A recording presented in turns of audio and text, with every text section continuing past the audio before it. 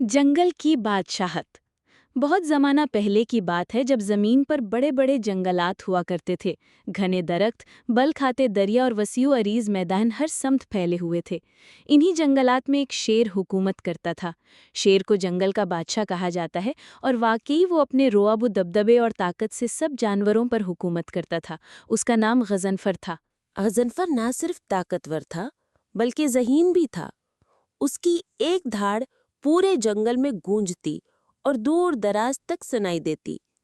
جنگل کے ہر جانور کو معلوم تھا کہ شیر کی اجازت کے بغیر کوئی بڑا فیصلہ نہیں ہو سکتا، مگر اس کے باوجود شیر دل میں کبھی کبھی تنہائی محسوس کرتا تھا۔ وہ چاہتا تھا کہ اس کے ساتھ کوئی ایسا ہو جو اس کا مخلص دوست ہو، جو طاقت یا رعب کی وجہ سے اس کا احترام نہ کرے بلکہ سچے دل سے اس کا ساتھ نبھائے۔ ایک دن جنگل میں ایک عجیب سا جانور آیا۔ یہ جانور جنگل والوں نے پہلے کبھی نہ دیکھا تھا۔ وہ گھوڑے جیسا تھا مگر کچھ مختلف۔ اس کے ماتھے پر ایک ہلکا سا ابھار تھا، جیسے سینگ نکلنے والا ہو۔ جانوروں نے اسے گھوری کہا۔ گھوری لمبے قد کی، تیز رفتار اور نرم دل تھی۔ وہ دوسرے جانوروں سے زیادہ بات چیت نہیں کرتی تھی اور اکیلی رہتی تھی۔ غوری کی آمد نے سب کو حیران کر دیا۔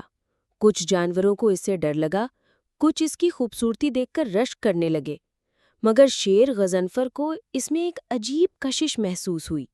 شیر نے سوچا کہ شاید یہی وہ مخلوق ہے جو اس کی تنہائی کو ختم کر سکے۔ دوستی کا آغاز۔ ایک دن شیر نے گھوری کو جنگل کے کنارے پانی پیتے دیکھا۔ وہ آہستہ آہستہ قریب آیا اور دھیرے سے بولا، اے اجنبی مخلوق، تم کون ہو اور کہاں سے آئی ہو؟ گھوری نے شیر کو دیکھ کر پہلے تو ڈر محسوس کیا، مگر پھر اس کی آنکھوں میں نرمی دیکھ کر جواب دیا، میں بہت دور کے علاقے سے آئی ہوں۔ وہاں کے میدان خشک ہو گئے تھے، درخت سوکھ گئے تھے، اس لیے میں یہاں آ گئی ہوں تاکہ امن اور سکون کی جگہ تلاش کر سکوں۔ شیر نے مسکرا کر کہا، اگر تم چاہو تو یہ جنگل تمہارا بھی گھر ہے۔ میں یہاں کا بادشاہ ہوں اور تم میرے مہمان ہو۔ کوئی تمہیں نقصان نہیں پہنچا سکتا۔ یوں گھوری اور شیر کی دوستی شروع ہوئی۔ دن گزرتے گئے اور دونوں ایک دوسرے کے قریب آ گئے۔ گھوری شیر کے ساتھ جنگل میں گھومتی، ندیوں کے کنارے بیٹھتی اور کبھی کبھی پرانی کہانیاں سناتی۔ شیر پہلی بار اپنے دل میں سکون محسوس کرتا تھا۔ مگر جنگل کی دنیا ہمیشہ آسان نہیں ہوتی۔ ایک دن کچھ شکاری جنگل میں آئے۔ وہ نہ صرف جانوروں کو پکڑنے آئے تھے بلکہ شیر کے خلاف بھی منصوبہ بنا چکے تھے۔ انہیں خبر ملی تھی کہ جنگل میں ایک نایاب جانور آیا ہے، گھوری۔ شکاری چاہتے تھے کہ گھوری کو قید کر کے شہر لے جائیں اور وہاں سونا کمائیں۔ رات کے اندھیرے میں وہ گھوری کے قریب پہنچ گئے۔ گھوری نے خطرہ بھانپ لیا، مگر اکیلی ان سے بچ نہ سکی۔ وہ اسے جال میں پھانسنے لگے۔ شور سن کر شیر غضنفر وہاں پہنچ گیا۔ شیر نے ایک زوردار دہاڑ لگائی، جنگل لرز گیا، شکاریوں کے ہاتھ کانپنے لگے، مگر وہ پھر بھی ڈٹے رہے۔ شیر نے ان پر جھپٹا مارا، لڑائی شروع ہوئی۔ شکاریوں کے تیر اور بھالے شیر کے جسم کو زخمی کر رہے تھے، مگر شیر نے ہمت نہیں ہاری۔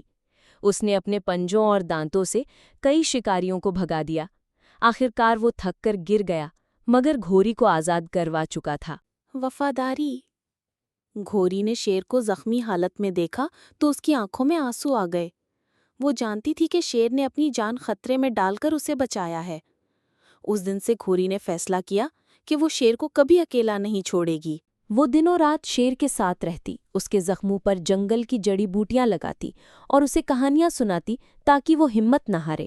آہستہ آہستہ شیر صحت یاب ہوا۔ شیر نے گھوری سے کہا، تم نے میرے لیے جو کیا ہے وہ کوئی دوسرا نہیں کر سکتا تھا۔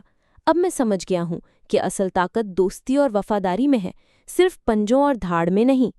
وقت گزرتا گیا اور جنگل میں سب جانور گھوری اور شیر کی دوستی کی مثال دینے لگے۔ وہ جانوروں کو یہ سکھاتے کہ طاقتور کا فرض ہے کہ کمزوروں کی حفاظت کرے اور کمزور کو بھی کبھی وفاداری میں پیچھے نہیں ہٹنا چاہیے۔ یہ کہانی اس بات پر ختم ہوتی ہے کہ طاقت اور خوبصورتی وقتی ہوتی ہیں، مگر سچا رشتہ، قربانی اور وفاداری ہمیشہ قائم رہتے ہیں۔